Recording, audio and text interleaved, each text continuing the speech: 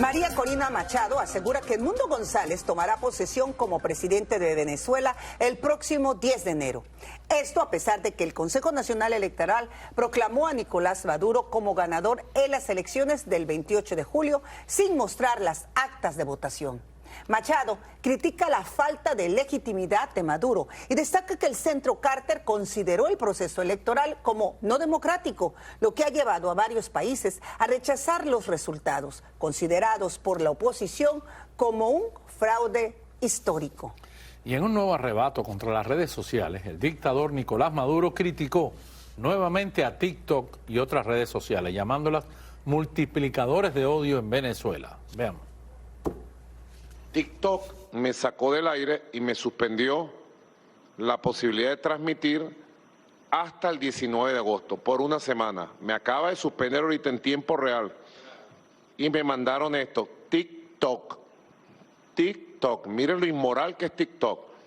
Y acuso a los directivos y dueños de TikTok a nivel mundial de querer la guerra civil en Venezuela, de apoyar el fascismo en América Latina y en el mundo.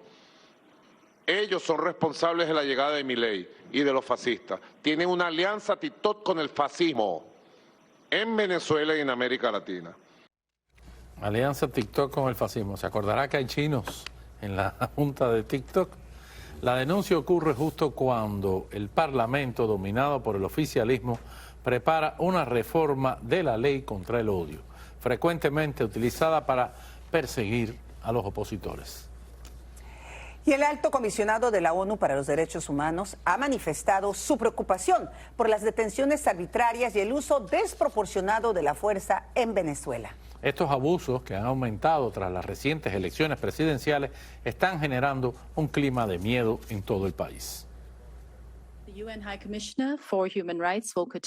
La ONU acusó el martes al gobierno de Nicolás Maduro de alimentar un clima de miedo en Venezuela. En un comunicado leído por su portavoz, el alto comisionado de las Naciones Unidas para los Derechos Humanos, Volker Turk, se mostró preocupado por las detenciones arbitrarias y el uso desproporcionado de la fuerza. Es especialmente preocupante que tantas personas estén siendo detenidas, acusadas o imputadas de incitación al odio o bajo la legislación antiterrorista. El derecho penal nunca debe utilizarse para limitar indebidamente los derechos a la libertad de expresión, reunión pacífica y asociación. En base a datos oficiales, más de 2.400 personas fueron detenidas desde el 29 de julio. Esta advertencia tiene lugar al día siguiente de que Maduro reclamara a los poderes del Estado actuar con mano de hierro tras las protestas que estallaron en el país por su cuestionada reelección. El mandatario chavista fue proclamado para un tercer mandato de 6 años en las elecciones del 28 de julio, pero la oposición denuncia un fraude masivo. Las manifestaciones han dejado una veintena de muertos y cerca de 200 heridos. El alto comisionado de la ONU ya no tiene personal en Venezuela, desde que Caracas le pidió en febrero que suspendiera sus actividades por haber denunciado el arresto de una activista de derechos humanos.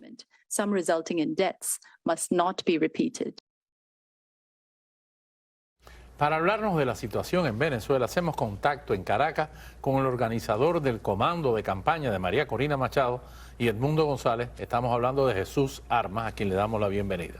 Jesús, ¿cómo estás? ¿Me escuchas? Gracias por tenerme en tu programa y por permitirnos hablar de lo que pasa en Venezuela. Mira, en este instante en que María Corina está hablando de una manifestación masiva el próximo sábado, pero una juramentación el 10 de enero, bastante tiempo por delante, ¿cómo ha sido recibida esta noticia dentro del pueblo venezolano? La juramentación oficial de Edmundo como presidente legítimo de Venezuela. Bueno, mira, nosotros tenemos la verdad de nuestro lado, nosotros tenemos la forma de mostrar que Edmundo González fue el ganador de las elecciones el pasado 28 de julio y tenemos a la mayoría de los venezolanos y probablemente vayamos cada vez a sumar más aliados internacionales a esta causa. Maduro hoy es muy débil, lo único que le queda es la violencia, la represión y eso tiene un límite y lo estamos viendo cada vez más cerca. Y es por eso que nosotros tenemos la certeza que si hacemos las cosas bien, que si hacemos las cosas de manera con muchísima firmeza, nosotros vamos a poder tener a Edmundo juramentándose el próximo 10 de enero en la Asamblea Nacional, como lo dice nuestra Constitución. Y de la misma manera estoy convencido de que el pueblo venezolano tiene muchísima fuerza y muchísima valentía, y que este sábado vamos a tener una manifestación masiva en Caracas y en todo el país. Además, la manifestación se va a estar replicando en distintas ciudades del mundo, porque como ustedes saben, lamentablemente hoy tenemos una de las diásporas más grandes del planeta. Son 8 millones de venezolanos que están fuera del país. Jesús, pero por ejemplo, ¿qué pasaría si Nicolás Maduro no abandona el poder? ¿Cómo se haría esa juramentación? Entonces, ¿tendrían 2 presidentes? ¿Estaríamos hablando? Mira, nosotros no quisiéramos caer en una situación así. Claramente, el único presidente que puede ser juramentado el 10 de enero en Venezuela es Edmundo González Urrutia, y claramente nosotros estamos con muchísima seguridad trabajando para que de aquí a enero esta situación se resuelva, se termine de desenmascarar el fraude de Nicolás Maduro y que no le quede otra opción que negociar su salida y se pueda ir del país o pueda hacer lo que quiera siempre y cuando no sea quedarse en el poder, porque la voluntad de los venezolanos, la soberanía popular de los venezolanos es mucho más importante que cualquier pretensión de Nicolás Maduro y su pequeño grupo de quedarse en el poder. Jesús, con respecto a la declaración de Washington de que no tiene ninguna negociación con Nicolás Maduro o con sus representantes, ni está proponiendo ninguna amnistía. Esto después que María Corina inclusive había dicho que la opción de la negociación era una opción que estaba sobre la mesa, aún partiendo de la premisa de que reconocieran que el ganador de las elecciones era Edmundo. Pero ahora que no hay negociación, ¿cómo queda el panorama para ustedes?